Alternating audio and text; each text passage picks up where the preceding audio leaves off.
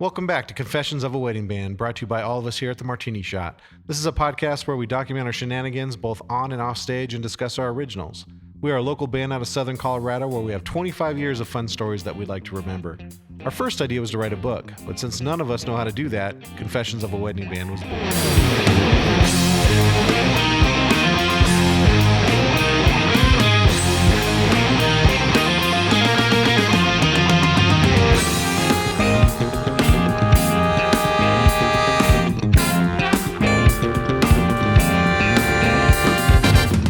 Everybody, welcome back. This is Confessions of a Wedding Band. Let's do some introductions. I'm Brian. I'm the host of the show. I play trumpet in the band. I'm Steven. I play saxophone and guitar. I'm Andy. Sing and play guitar. I'm Brooke. I play bass. Ryan, guitar. Rob, saxophone and keys. I'm Greg. I play the drums. All right, this is our first time that we have a guest appearance, and this show is called The Legend of Max Bones, and we're going to introduce him right now. This is Rob Hall. Rob, say hi to everybody. Hi, everybody. How's it going? We've been telling the Max Bones story for years. Tell us about how the Max Bones name appeared. Oh, it's story of legend. And it's actually true, and I couldn't believe that it was true, which I thought was pretty funny. But back in the day when Rob and Robbie both went to high school at East, Rob snuck around twice in the photo line and said that his name the second time around was Max Bones. I thought they just made a mistake. But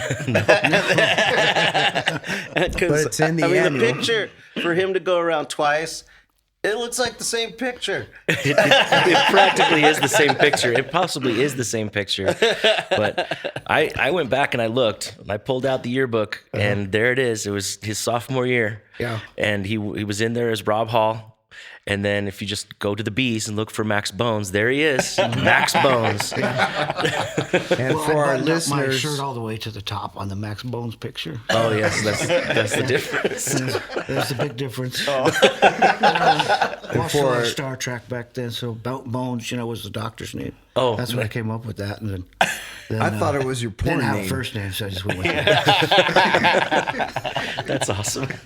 Now he's going to make it in the Alumni Hall of Fame, I think, probably. Probably. I'll definitely about that, nominate would you? Max Bones. I don't know if my alumni will go for it, but say this guy is the thing of legend. And for our listeners, I'm sorry, I've been trying to interject. Andy is a principal, so it was easy for him to actually look it up, being that they had a library of old annuals available. So it does exist nonetheless. So that is the origin story of the name Max Bones. But when I think of Max Bones, I think of this alter ego of Rob Hall. And we also like to just call him that because he substitutes all the time, or he did in the past when Brian wasn't available, and he would play trumpet, or he would also come and play with us to add to our band when we were playing a bigger function. And they were usually private events, and they were usually up at the Broadmoor or someplace posh. And therefore, that's why I always think of him. He's like a 007, like showing up in his coat. Bones. Max Bones. Bow tie. Yeah, it's a bow tie, and he's like got his trumpet. That was cool. Never had a white coat tuxedo before. Yeah. And he'd show up to the gig. What possessed you? Why'd you go do that? Why'd you say, like, I just got my picture taken, I'm going to go around again? Nobody else was doing it. What was the thing before? There like was a memes lull and in the line, and it slowed down. I think it's The brilliant. photographer seemed lonely. It was that, and then there was memes, and then we didn't have that at the time. We didn't have, what do they call them, viral videos and stuff. What do you call them? Viral videos. Hey, start a new one. But I mean, you couldn't even pull that off nowadays because everything's in the system. And back then, in the early to mid '80s, you could walk up and just hand your name to someone, and okay, and then you're in the yearbook. Yeah, that was pretty cool. And it's lasted all the way till here we are, 2025, talking about the legend of Max I Bones. still haven't gotten in trouble, and I don't think my mom knows yet either. So.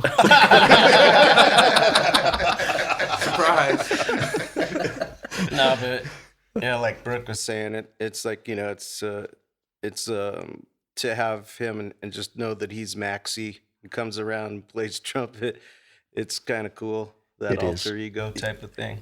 And his alter ego gets away with all kinds of stuff we don't get away with, which is crazy. Like, give him a Dixie cup. Well, he definitely plays a good solo with the Dixie Cup. Yeah, as a mute. That's pretty awesome. Yeah. Indeed. It's fun. But I stuff. think the way he gets away with like going into the buffet line that all the guests are supposed to eat and grabs like all the food, and then the concierge like gets mad and then tells us that like we can't have peanuts at our table. They get mad at us, but he just goes right in line. It's like Mr. Bean. And nobody said a word to him. So that was a show up at, we called it King Kong's Lair, right? Yeah, So that was Broadmoor. Way up on the mountain at the Broadmoor. The reason we call it King Kong's Lair is that it has torches He's eating his chicken. to ward off something as big as King Kong. Yes. Well, nobody said I couldn't. I was in a tuxedo. I figured We were supposed to wait, and we were supposed to eat our own food. Box lunch. Usually they give us a box lunch at the Broadmoor, and Maxie just saw the buffet line and walked right in. We're like, "What's he doing? Oh my gosh, what's he doing?" And he walked right through. Nobody said a word. Sat down, started eating, finished his entire meal. Everything was totally fine, and we're all sitting there going, "What?" We couldn't even get peanuts. Not without getting our hands slapped. They like took them away from us. That's the funniest. That was the exact same gig. We were standing back, kind of in the back of the room, right? And every table had peanuts. And then they finally realized that we were the band. We were the hired help, that we were not part of the group. Max Bones looked great in his white tuxedo. They thought he was part of the group. But then they saw that we were eating peanuts at the cocktail tables in the back of the room, and they came and they took the peanuts away from us and said, "Those are for the guests." Yep. They should have sent that guy in that says, "Touche." He says touche. Maybe they just thought I was kind of special, so they let me. What year was that Mustang you used to have, man? It was a 66. 66 Mustang. And when we used to gig, like, and you would punch it after after we would play at the club or whatever, like that was fun, man. That was an awesome. It was a cool ride. car. Yeah. Enjoyed that. Drove it all the time, even to the gigs and stuff. Nothing ever happened to it, really. It was pretty cool. 66 fastback, Tahoe turquoise. Yeah, it's a cool color. Pretty cool. What was the band you all used to play in?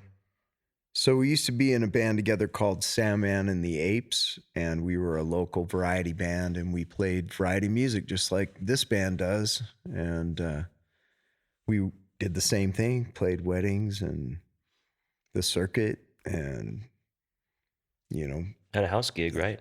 yeah, we had a house gig. Yeah, for sure. Yeah. Well, we had come from Midnight Taxi, which had Kenny Gonzalez was the leader.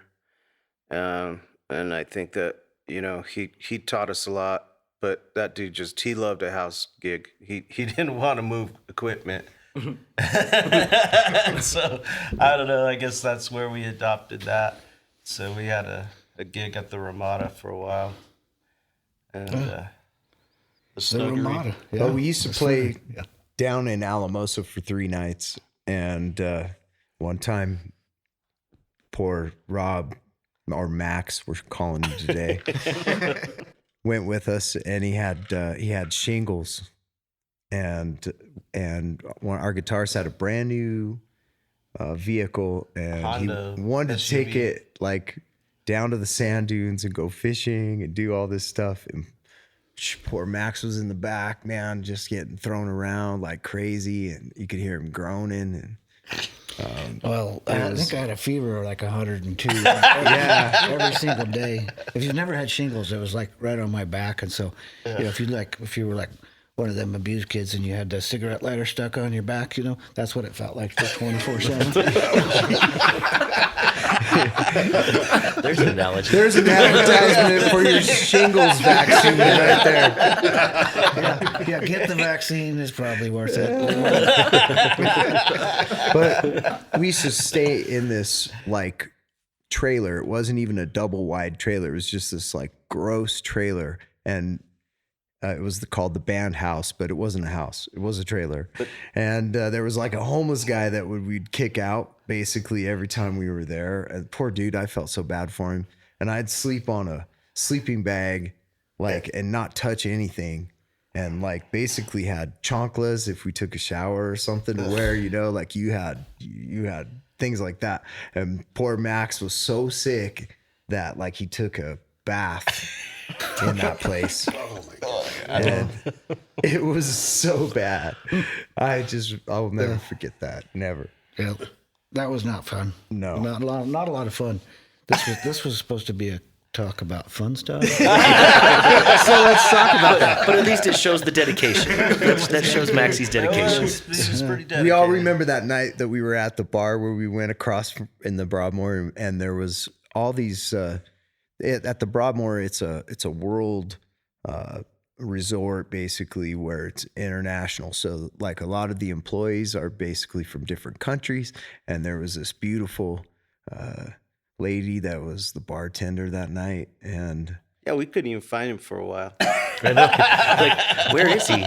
We went on break and we couldn't find him. I'm not saying we did anything wrong. It's just like we're all sitting in another place and you're gone. We're like, where is he? So we went looking for him. We found him. There was a little bar kind of in the middle of the Broadmoor West. And there's Max Bones talking to the bartender. And I'll let you guys take over from there. Well, so let me backfill that a little bit. I just seen the news like a couple of days ago, and they were talking about the U.S. Olympics teams and all the people that had come over here to Colorado Springs for training and stuff. And they mentioned how many people were like from Serbia and Croatia and stuff like that had been over here to train and were working in the Broadmoor and stuff like that. So I had some knowledge of where how many people were from Croatia. Yeah, nice breaker. But then He had the icebreaker ready to go. so then I just put on the Max Bones persona, played a little 007. so without that disclaimer, none of us had a clue. No So idea. all we do is we roll up to the bar and we sit there, and he's like, "So, what's your name?" And she goes, "Andrea." And he goes, Where are you from? "Where are you from?" Yeah. And she goes, "I'm from Croatia." And he goes, "Just as I suspected." Just like that. And we were all around, and we didn't bust up laughing the first time. Like the minute we heard it, we didn't bust. We were like, We're probably impressed. "Wow, Max Bones does it again!" Wow. We didn't start laughing about it till we got back to the stage, and we looked at each other and went, "Did he just say just as I suspected?" Now that is baller right there. Yeah, if that doesn't make him a 007 character, I don't know what does. Pardon me while I step out to the buffet. I need some of these mixed nuts at the bistro table in the In back. front of the head concierge. I'm hungry. Fun stuff. I appreciated those times. I loved it, you guys. It was so much fun to hang out with you. And, I always liked music. I, went to college for music and stuff. But, I just want to say thank you guys for a lot of stuff, because I did have a great time playing the music part, and being involved in the music that you guys wrote and played. And that was pretty much a pretty cool experience. And being able to say that I had, been a part of this group was pretty cool. Sometimes at some point, the music story in your life kind of comes to that point where you realize that, man, you don't have as much talent as you did have as much fun.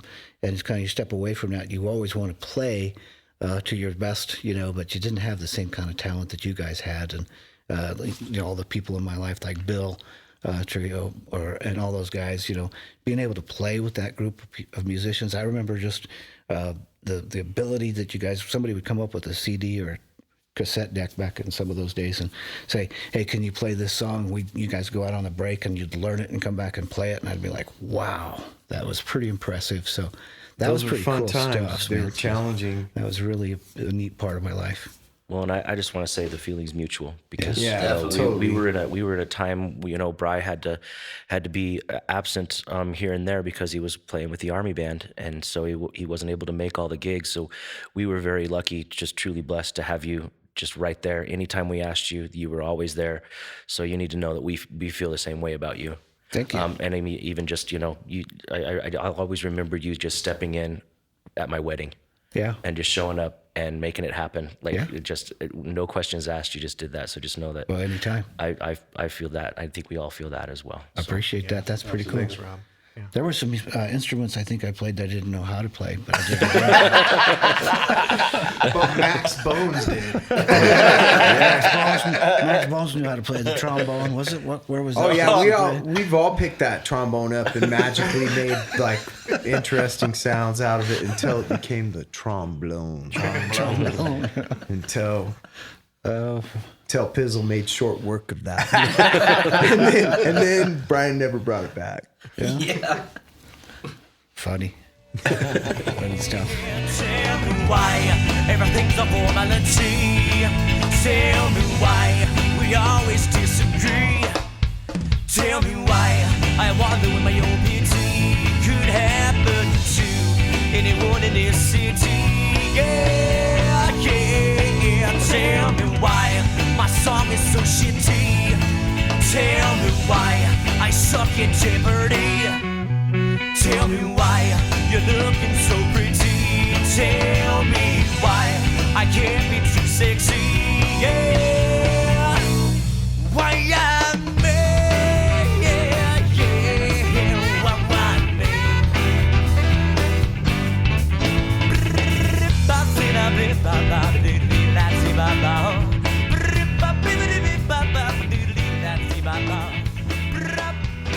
We're talking about this song. That's the one. I wasn't in the Half the band, band so doesn't- most of the band wasn't in the band. I don't even know what to say about it. Just sit there and shut your mouth. You heard a little bit of Why Me, which is off of our first EP, which most of the band was not here for this. So we're just discussing about how we weren't here for that. So listening to it again, reactions, everybody. The lyrics are stupid. I think they're rather clever. At the end, they're very clever. The verses are really, I don't know. I'm listening back to it. I don't love the verses at all. I think they're very dumb, but it's catchy. The chorus is very catchy. Yeah, The Tell horn Me Why part's is cool. catchy. Yeah. The horn There's some part is cool really horn cool. part. Parts Yeah. are cool. It'll never be mistaken as a Paul Simon song, but No, it won't. I mean, we're talking very, very early in I know. the band's I know. time. Yeah, very early. Really, Ryan and I are the only guys here for that, So Ryan's brother Andy played drums on that song, and so And Kevin was throwing those keyboard parts down. yeah, that's cool. We recorded it at my guitar teacher's studio, like in a little office space, little tiny studio. Recorded on ADAT. Was it collaborative, the writing style, or was it more just? I mean, someone brought it? I wrote the song. Of course, after I just said I don't like it, I wrote the song, but then really I think it was more Kevin and maybe Mark that were writing the horn lines to it, which really kind of made a big difference on it.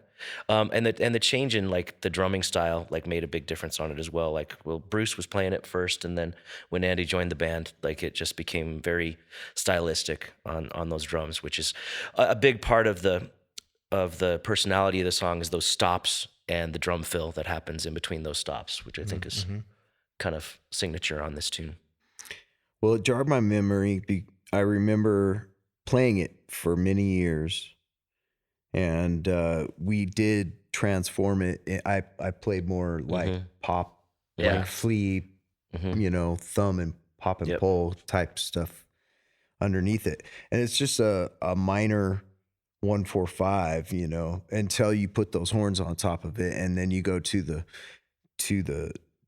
chorus, which I think is actually pretty cool, especially the way we incorporated that little Jeopardy like part in there, which is funny. Let's talk about those lyrics. Those lyrics are the bomb, yo. Yeah. So what is it that he does? What is it that we're telling him why about? Well, we're just saying, tell me why me? Why am I having the shittiest day in the world kind of thing? But then it becomes like, why is everything so terrible? It's, you know, so the verses are, I don't know, in my opinion, my verses are really dumb. I don't know why I even let that go out there. But then as you get towards the end you've got the chorus, which is pretty cool, the tell me why, all that kind of stuff is fun. But then at the end, we add all these little tags about, you know, why say the girl is pretty and I'm not, and, you know, that kind of thing.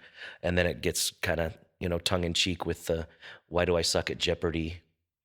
I like that. And with the scat at the end, ooh-wee. the most mediocre scat you've ever heard in your life. But I sold it, even man. James I tried to sell Addiction it. did that. Yeah, pretty much. It was better than that. Well, yeah, but I'm saying, you know, it's been around. I just like, what did he rhyme with? So tell me why this song is so shitty. Tell me why I suck at Jeopardy. That's pretty brilliant. It is. Tell me why my song is so shitty. Tell me why I suck at Jeopardy. Tell me why you're looking so sexy. Tell me why you're looking so pretty. Tell me why I can't be too sexy. Not as good as my boner knocked over the vase. But pretty good. Pretty good. Again, I just want to point out this was very early in the band's career.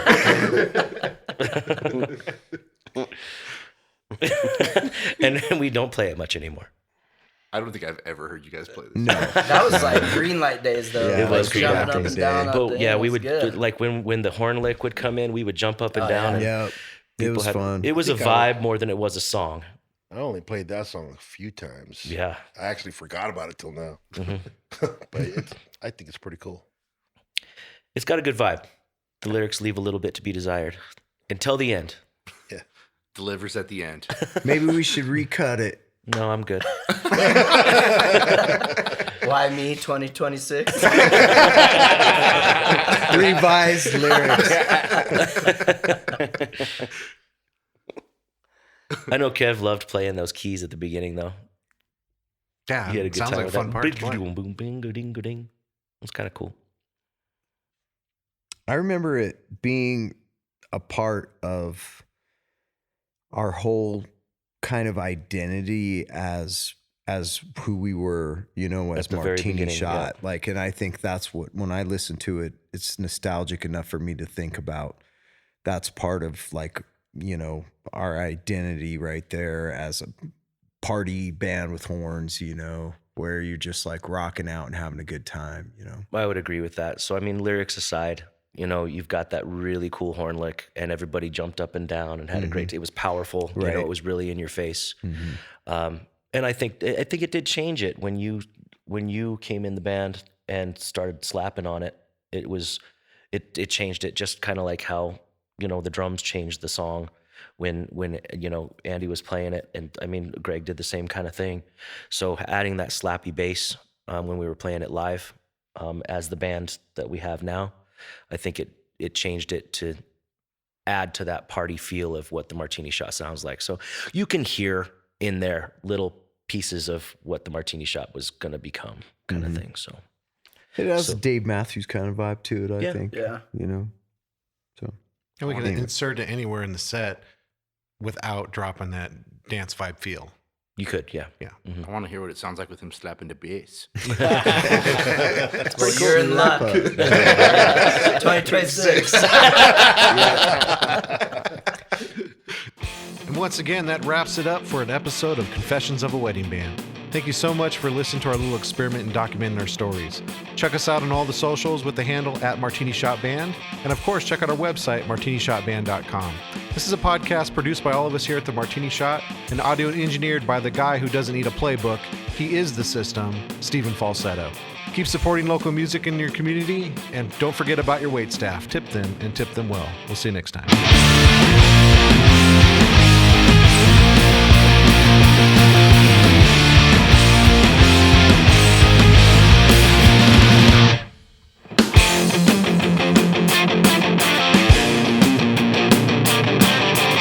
The clock is ticking and I'm not sticking around. The wall has rotted, it's burning to the ground. Searching and searching, there's something to be found. The clock is ticking and I'm not sticking around.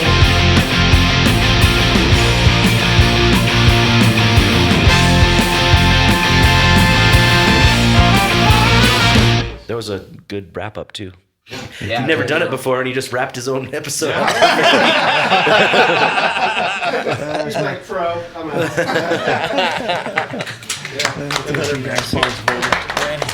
He wants to see the Bronco game. Wrap it up, B.